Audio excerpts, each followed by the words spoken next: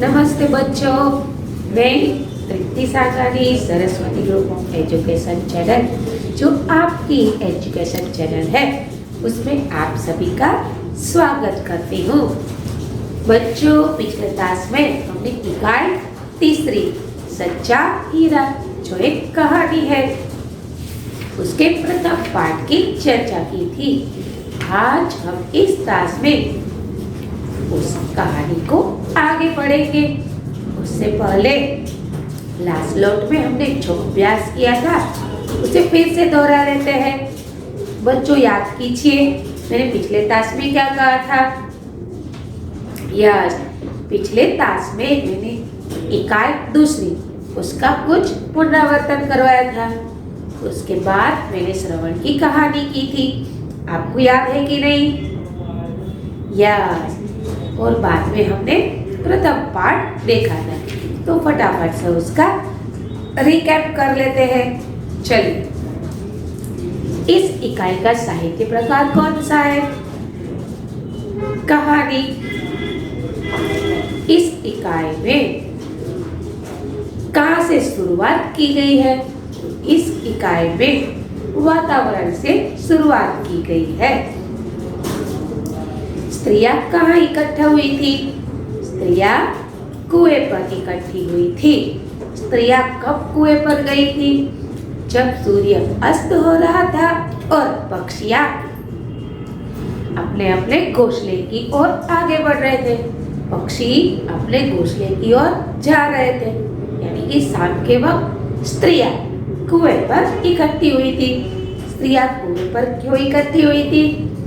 Of course, पानी भरने के लिए। इकट्ठी हुई स्त्रियां क्या कर रही थी? इकट्ठी हुई स्त्रियां आपस में बातें कर रही थी। बातें करते करते बात कहाँ पर जा पहुंची? बातें करते करते बात बेटों पर जा पहुंची। पहली स्त्री ने अपने बेटे के बारे में क्या कहा?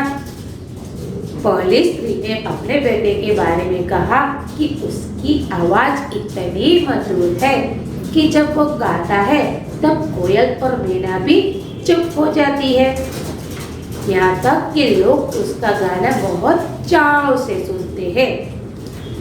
उसकी बात सुनकर दूसरी स्त्री ने अपने बेटे के बारे में क्या कहा?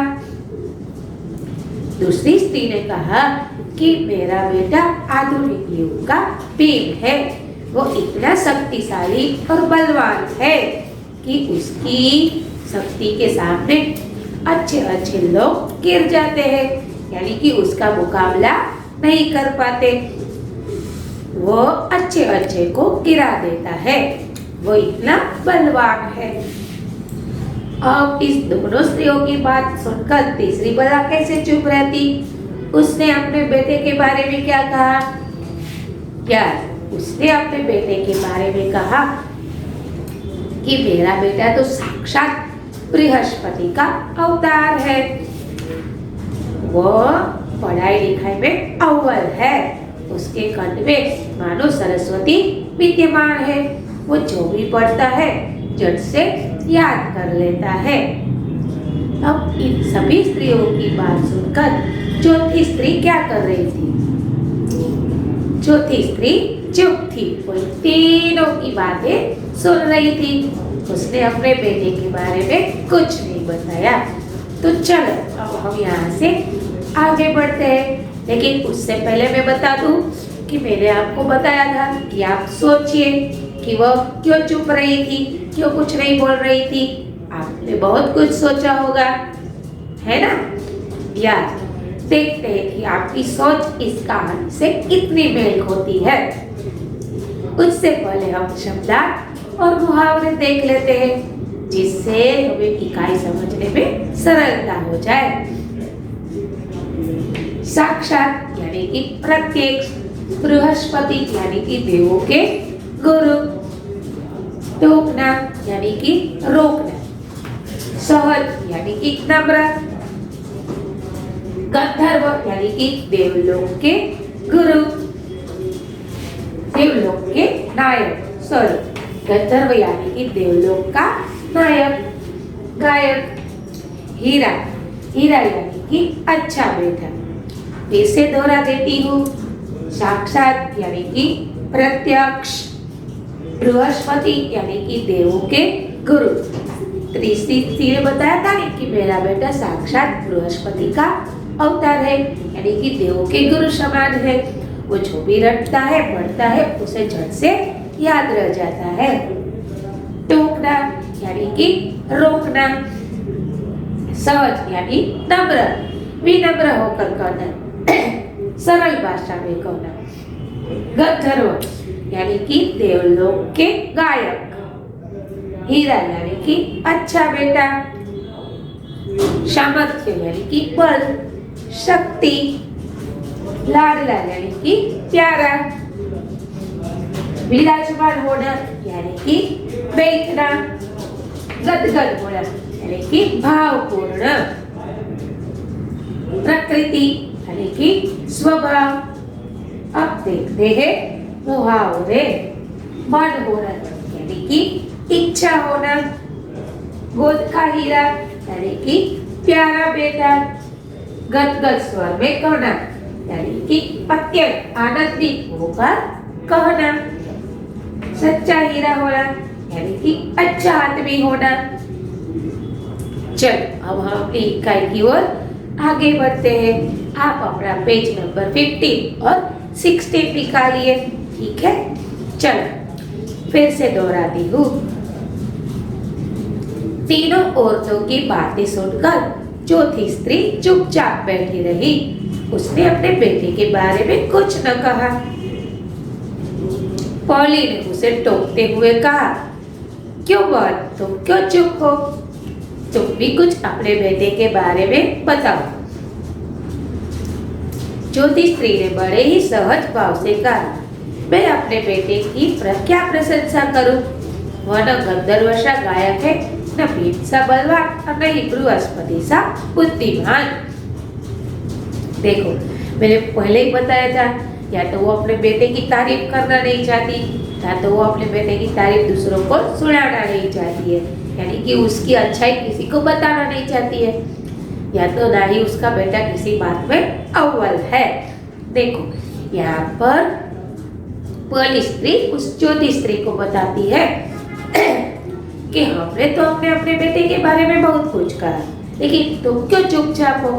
तुम अपने बेटे के बारे में क्यों कुछ नहीं बताती हो? तब चौथी स्त्री बताती है, नहीं मेरे बेटा गंधर्वशा गायक है, यानी कि मैंने पहले ही बताया देवलोक में जो गाना गाते हैं उसे क्या कहते हैं? गंधर्व। फिर बताती है, नहीं मेरा बेटा भीम सा बलवान है। फिर कहती है कि नहीं वो मेरे बेटा बृहस्पति का बुद्धिमान है, यानी कि वो पढ़ाई में अव्वल नहीं है। तो मैं भला अपने बेटे की तारीफ क्या करूं? अब आगे देखते हैं। कुछ समय बाद जब वे सब खड़े सिर पर लेकर लौटने लगे, तभी किसी गीत का मधुर स्वर सुनाई पड़ा। सुनकर पहली स्त्री बोली, सुनो मेरा हीरा गा रहा है, तुम लोगों ने सुना? उसका कंठ कितना मधुर है। अब देखो घटना आगे बढ़ रही है।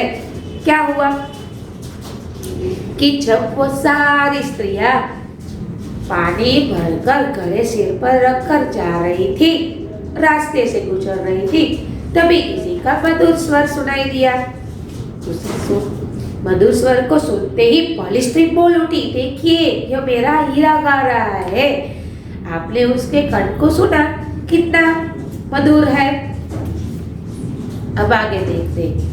वह लड़का गीत गाता हुआ उसी रास्ते से निकल गया। उसने अपनी माँ की ओर कोई ध्यान नहीं दिया। इतने में दूसरी स्त्री का बेटा उधर से आता दिखाई दिया। दूसरी स्त्री उसे देखकर गर्व से बोली, देखो वो मेरा लाडला बेटा आ रहा है। शक्ति और सामर्थ्य में उसकी बराबरी कौन कर सकता है? वह यह कह ही रही थी कि उसका बेटा भी उसकी ओर ध्यान दिए बिना ही निकल गया। वे कुछ आगे बढ़ी तो एकाएक तीसरी स्त्री का बेटा उधर से संस्कृत के श्लोकों का पठन करता हुआ निकला। उसके आचरण से ऐसा लग रहा था मानो उसके कंठ में साक्षात सरस्वती विद्यमान हो।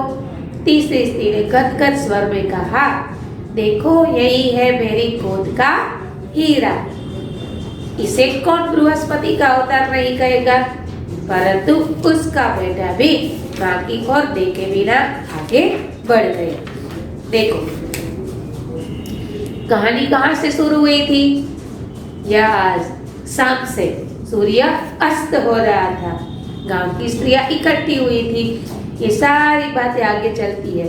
अब देखिए बीच में क्या होता है। जब वो सारी स्त्रियां अपने घर की ओर लौट रही थी, तभी सभी स्त्रियों, जिन स्त्रियों ने अपने बेटों की तारीफ की थी, वो सारी स्त्रियों के बेटे वहां से निकलते हैं, लेकिन कोई भी बेटा अपनी माँ की ओर देखता भी नहीं है। देखिए सबसे पहले मैंने बताया था जब मैंने इस इकाई की शुरुआत की थी लास्ट लेक्चर में कि हमारे पास बहुत कुछ चीजें ऐसी होती है, या तो हमारे अंदर ऐसी कोई विशिष्टता होती है कि जिससे हम अपना नाम कमा पाए, लेकिन यदि उसे हम आचरण में नहीं लेते हैं तो वो किसी काम का नहीं है। देखो ज्ञान होना अच्छी बात है, लेकिन संस्कारों का भी होना उतनी ही जरूरी है। अब पहला लड़का यानी कि पहली स्त्री का बेटा वहां से गुजरता है, वो मधुर स्वर में गाता हुआ पसार हो जाता है, यहाँ से निकल जाता है, लेकिन अपनी माँ की ओर देखता भी नहीं है। उसकी माँ उसकी तारीफ करती है कि देखिए जो ये आवाज है वो कितनी मधुर है, यह मेरे बेटे की ही आवाज है। इतना मधुर कौन गा सकता है, मेरा बेटा ही गा सकता है। अब इतनी बात चल रही थी, तभी दूसरी स्त्री का बेटा वहां से निकलता है। उसे देखकर भी उसकी माँ बोलती है कि देखो ये मेरी गोद का हीरा है, देखो शक्ति और सामर्थ्य में उसे कोई नहीं हरा सकता। उसके पास इतना बल है कि वो बहुत शक्तिशाली है, लेकिन वो बेटा भी वहां से निकल जाता है और अपनी माँ की ओर देखता भी नहीं है। अब तीसरी स्त्री का बेटा निकलता है, संस्कृत के कुछ श्लोक का पाठ करते हुए, संस्कृत के कुछ श्लोकों का पाठ करते हुए, ठीक है। पर वो भी अपने बेटे की तारीफ में इतनी उलझ जाती है, इतना बोल पड़ती है कि वो मेरी गोद का हीरा है। अब देखिए क्या लोग इसको बृहस्पति का अवतार नहीं कहेंगे यार। ऐसा लगता है कि मानो सरस्वती उसके गले में विद्यमान है, लेकिन वह बेटा भी वहीं से गुजर जाता है, वह भी अपनी माँ की ओर देखता भी नहीं है। अब आगे देखते हैं। चलो पहले आप ये सोचिए कि क्या इन तीनों बेटे ने ये अच्छा व्यवहार किया है? नहीं किया। क्यों नहीं किया है? अब सोचिए, यदि उसके सामने से उसकी माताएं गुजर रही है, उसके सिर पर घड़ा भी है, तो उस बच्चों को अपनी माँ की ओर देखना भी चाहिए और जरूरत पड़े तो उसकी सहायता भी करनी चाहिए। लेकिन इन तीनों स्त्रियों के बच्चे यानी कि बेटे वहां से ऐसे ही गुजर जाते हैं, यहाँ तक कि अपनी माँ की ओर देखते भी नहीं है, तो ये गलत बात है। अब आगे देखते हैं। वह अभी थोड़ी ही दूर गया कि चौथी स्त्री का बेटा भी अचानक उधर से आ निकला। वह देखने में बहुत ही सीधा और सादा था, सरल प्रकृति का लग रहा था। उसे देखकर चौथी स्त्री ने कहा, बहन यही मेरा लाल है, यानी कि मेरा बेटा है। चौथी स्त्री उसके बारे में बता ही रही थी कि उसका बेटा पास आ पहुंचा। अपनी माँ को देखकर वह एक रुक गया और बोला, माँ लाओ मैं तुम्हारा घड़ा पहुंचा दूं। मना करने पर भी उसने माँ के सिर से पानी का घड़ा उतारकर अपने सिर पर रखा और घर की ओर चल पड़ा। देखिए चौथी स्त्री ने अपने बेटे के बारे में कुछ नहीं बताया था, क्योंकि ना ही उसका बेटा बृहस्पति का अवतार था, ना ही भीम सा बलवान था और ना ही सुंदर गायक था, लेकिन उसका बेटा सरल, सीधा और सादी प्रकृति का था, यानी कि अच्छे स्वभाव वाला नम्र इंसान था।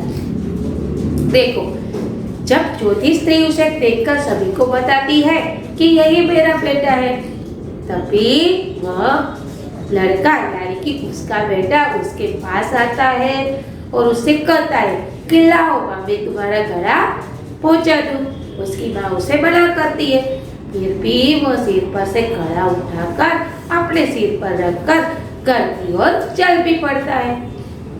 देखो, यह हुआ अच्छा लड़का। क्यों? क्योंकि उसमें यह संस्कार है कि किस प्रकार हमें अपने माता पिता के साथ व्यवहार करना चाहिए, किस प्रकार उसकी मदद करनी चाहिए। चलो आगे देखते हैं। पेज नंबर 16 पर तीनों औरतें बड़े ही आश्चर्य से चौथी स्त्री के बेटे को देखती रही। एक वृद्ध महिला जो बहुत देर से उस औरतों के पीछे चल रही थी और उनकी बातें सुन रही थी, पास आकर बोली, देखती क्या हो, यही है सच्चा हीरा। देखो, इन तीनों स्त्रियों की बात, चारों स्त्रियों की बातें सुनती हुई कौन आ रही थी? एक बुद्धि औरत, यानी कि एक वृद्ध औरत आ रही थी, महिला। वो कब से इन सभी की बातें सुन रही थी, लेकिन चौथी स्त्री के बेटे को देखकर वो बोलती है कि यही सच्चा हीरा है, यही अच्छा आदमी है।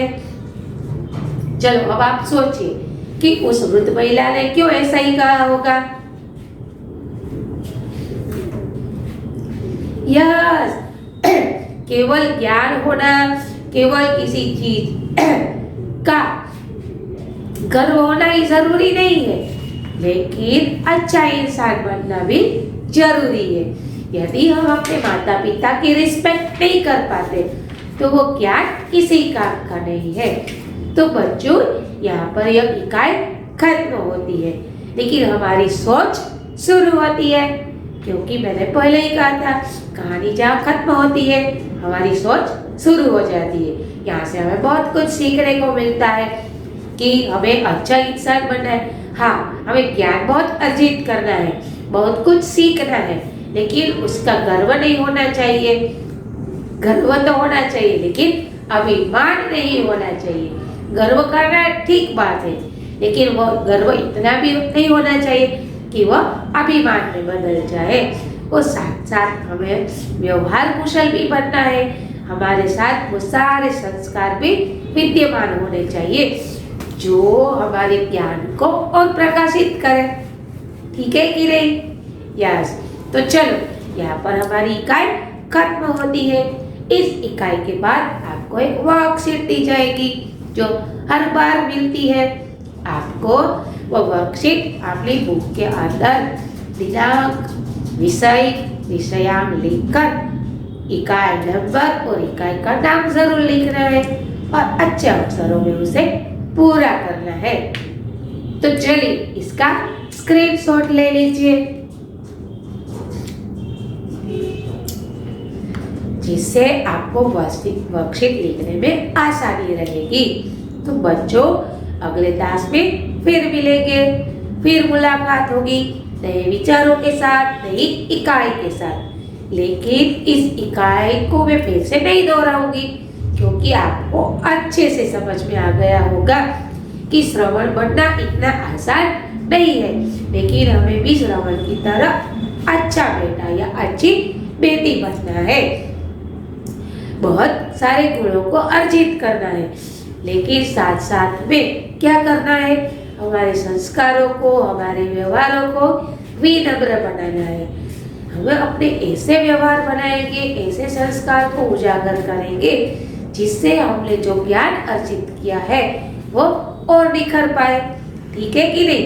यदि ये तीनों बेटों ने अपनी माँ की ओर देखा होता और अच्छा व्यवहार किया होता, तो ये तीनों बेटे के पास जो ज्ञान है, जो उसकी कहती है ना काबिलियत है, उसकी जो काबिलियत है वो और निखर पाती है कि नहीं? लेकिन ये सारे बच्चे गाते अच्छा है, कोई भीम सा बलवान है, किसी का कंठ उत्तम है यानी कि सरस्वती विद्यमान है, लेकिन ये सारी काबिलियत उस चौथे बेटे के आगे क्या हो गई, खत्म हो गई, क्योंकि उसके व्यवहार अच्छे नहीं थे, उसमें अच्छे गुण नहीं थे। ठीक है, तो चलो बच्चों, मैं यहाँ से जाती हूँ, यानी कि मैं अपनी इस समाप्ति को, इस इकाई की समाप्ति को समाप्त करती हूँ। ठीक है, क्यों? क्योंकि आप बहुत कुछ समझ गए होंगे। फिर भी मिलना है हमें, आगे मिलना है कि नहीं मिलना है यार? आगे फिर मुलाकात होगी। अलविदा, धन्यवाद।